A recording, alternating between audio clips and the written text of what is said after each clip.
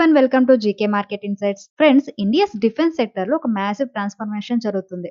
Financial 2026 లో India's domestic defence production record level ఎంత తెలుసా? 1.78 lakh crore కి రీచ్ అయింది. ఇప్పుడు కేరేజ్ రేటింగ్ ప్రొజెక్షన్ ప్రకారం ఫైనాన్షియల్ ఇయర్ 2029 కి డిఫెన్స్ ప్రొడక్షన్ 3 lakh crore కి చేరుకునే అవకాశం ఉంది. అంటే 3 years లో అప్రాక్సిమేట్లీ 68.5% పొటెన్షియల్ గ్రోత్ లేదా అరౌండ్ 19% CAGR. మరి ఈ మ్యాసివ్ ఆపర్చునిటీ వెనుక రీజన్ ఏంటి? గవర్నమెంట్ డిఫెన్స్ స్పెండింగ్ పెరగడమా, ఇంపోర్ట్స్ తగ్గించి డొమెస్టిక్ మ్యానుఫ్యాక్చరింగ్ పెంచడమా, ప్రైవేట్ కంపెనీస్ ఎంట్రీనా, లేక రికార్డ్ లెవెల్ కి చేరుతున్న డిఫెన్స్ ఎక్స్పోర్ట్ కారణమా? Let's understand India's complete 3 lakh crore defence opportunity in a simple way. ఒకప్పుడు ఇండియా తన డిఫెన్స్ రిక్వైర్మెంట్స్ లో ఎక్కువ భాగం ఎక్కువగా ఫారిన్ కంట్రీస్ మీద డిపెండ్ అయ్యేది. ప్రీ టైట్ craft, submarines, engines, missile sensors and advanced military systems ని ఇంపోర్ట్ చేసుకునేది. కానీ ఇప్పుడు స్ట్రాటజీ గ్రాడ్యువల్లీ చేంజ్ అవుతుంది. ఇంపోర్ట్ డిపెండెన్స్ నుంచి డొమెస్టిక్ మ్యానుఫ్యాక్చరింగ్ వైపు, బయ్యర్ పొజిషన్ నుంచి గ్లోబల్ సప్లయర్ గా మారే దిశగా ఇండియా మూవ్ అవుతుంది.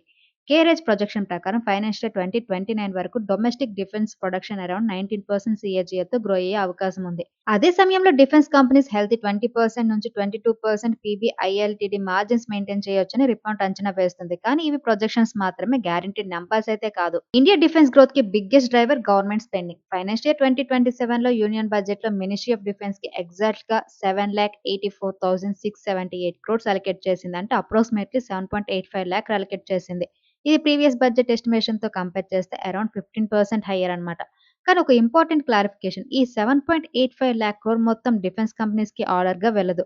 ఇందులో defence service revenue expenditure, capital expenditure, defence pensions, ministry of defence civil expenditure కూడా ఉంటాయి. ఈ హయ్యర్ అలికేషన్ అనేది military modernisation, infrastructure, new equipment and domestic procurement కి సపోర్ట్ ఇవ్వచ్చు. గవర్నమెంట్ స్పెండింగ్ పెరగడంతో పాటు ప్రొక్యూర్మెంట్ పాలసీస్ కూడా ఇండియన్ మ్యానుఫ్యాక్చర్స్ కి ఇంక్రీజింగ్లీ ఫేవరబుల్ గా మారుతున్నాయి. And second major growth trigger ఏంటంటే make in India and indigenisation. Simple గా చెప్పాలంటే ఇండియాకు అవసరమైన డిఫెన్స్ ఎక్విప్మెంట్ ని ఇండియాలోనే డిజైన్ చేసి మ్యానుఫ్యాక్చర్ చేయడం. పాజిటివ్ ఇండిజినైజేషన్ లిస్ట్ ద్వారా కొన్ని డిఫెన్స్ ప్రొడక్ట్స్ ని ఫారెన్ సప్లైర్స్ నుంచి ఇంపోర్ట్ చేయకుండా డొమెస్టిక్ కంపెనీస్ దగ్గరే ప్రొక్యూర్ చేయాలని గవర్నమెంట్ ఎంకరేజ్ చేస్తుంది. దీనివల్ల ఇండియన్ మ్యానుఫ్యాక్చర్స్ కి కొత్త ఆర్డర్ రావచ్చు, డొమెస్టిక్ సప్లై చైన్ డెవలప్ అవుతుంది, ఎంఎస్ఎంఈస్ కి ఆపర్చునిటీస్ పెరుగుతాయి, అలాగే టెక్నాలజీ డెవలప్మెంట్ ఇంప్రూవ్ అవుతుంది, ఫారిన్ కరెన్సీ అవుట్ఫ్లో తగ్గే అవకాశం ఉంటుంది. డొమెస్టిక్ మ్యానుఫ్యాక్చరింగ్ పెరిగినా ఇండియా ఇంకా ఫుల్లీ సెల్ఫ్ రిలయంట్ అయితే కాలేదు. Advanced fighter aircraft engines, submarines, sensors and high technology military system కోసం ఫారెన్ టెక్నాలజీ మీద డిపెండ్ కొనసాగుతుందన్నమాట. అంటే ఇండియా ఒక గ్రాడ్యువల్ ట్రాన్సిషన్ ఫేజ్ లో ఉంది. అండ్ ఇప్పుడు ఇంపోర్ట్ డిపెండెన్స్ నిజంగా తగ్గిందా? 2021-2025 లో ఇండియాలో ప్రపంచంలో second largest importer of major arms గా ఉంది. గ్లోబల్ మేజర్ ఆర్మ్స్ ఇంపోర్ట్స్ లో ఇండియా షేర్ అప్రాక్సిమేట్లీ 8.2%. అయితే పాజిటివ్ పాయింట్ ఏంటంటే 2016 అండ్ 20 పీరియడ్ తో కంపేర్ చేస్తే 2021-2025 India arms imports approximately 4% decline అయింది. రష్యా ఇప్పటికీ ఇండియాస్ లార్జెస్ట్ డిఫెన్స్ సప్లయర్ గా ఉంది. కానీ రష్యా షేర్ గ్రాడ్యువల్లీ తగ్గుతుంది. 2011 అండ్ 15 లో 70% ఉంటే 2016-20 లో అది 51% కి తగ్గింది. అండ్ 2021-2025 లో ఇది ఏకంగా 40% కి తగ్గింది. అంటే ఇండియా ఇంపోర్ట్స్ కంప్లీట్లీ స్టాప్ చేయలేదు. ఇన్స్టెడ్ ఒకే సప్లయర్ పై డిపెండెన్స్ తగ్గిస్తూ ప్రొక్యూర్మెంట్ ని డైవర్సిఫై చేస్తుంది. రష్యాతో పాటు France, Israel and other western suppliers నుంచి కూడా advanced defence equipment and technology అనేది ప్రొక్యూర్ చేస్తుంది.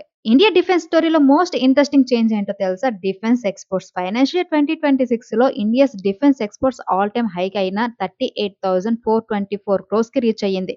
అండ్ ఫైనాన్షియల్ 2026 లో డిఫెన్స్ ఎక్స్పోర్ట్ 23,622 crore గా ఉన్నాయి. అంటే ఒక్క సంవత్సరంలో ఎక్స్పోర్ట్స్ అప్రాక్సిమేట్లీ 62.66% పెరిగాయి. ఇండియా డిఫెన్స్ మ్యానుఫ్యాక్చరింగ్ కి మేజర్ పాజిటివ్ సిగ్నల్. ఎందుకంటే ఇండియా ఇప్పుడు తన ఆర్మ్డ్ ఫోర్సెస్ కోసం మాత్రమే డిఫెన్స్ ప్రొడక్ట్స్ తయారు చేయడం లేదు, ఇంటర్నేషనల్ మార్కెట్స్ కూడా ఎక్స్పోర్ట్ చేస్తుంది. ప్రస్తుతం ఇండియా మోర్ దెన్ 80 కంట్రీస్ కి డిఫెన్స్ ఎక్విప్మెంట్ ఎక్స్పోర్ట్ చేస్తుంది. ఇండియన్ డిఫెన్స్ ప్రొడక్ట్స్ కి గ్లోబల్ యాక్సెప్టెన్స్ పెరగడం, ఇంటర్నేషనల్ సప్లై చైన్ తో ఇండియన్ కంపెనీస్ ఇంటిగ్రేషన్ ఇంప్రూవ్డ్ కావడం వల్ల ఎక్స్పోర్ట్ గ్రోత్ కి సపోర్ట్ ఇస్తున్నాయి. మరి డిఫెన్స్ సెక్టర్ లో ప్రైవేట్ కంపెనీస్ ఎంత ఇంపార్టెంట్? ఇండియా డిఫెన్స్ ఇండస్ట్రీలో ప్రైవేట్ సెక్టర్ పార్టిసిపేషన్ కూడా స్టడీలీ పెరుగుతుంది.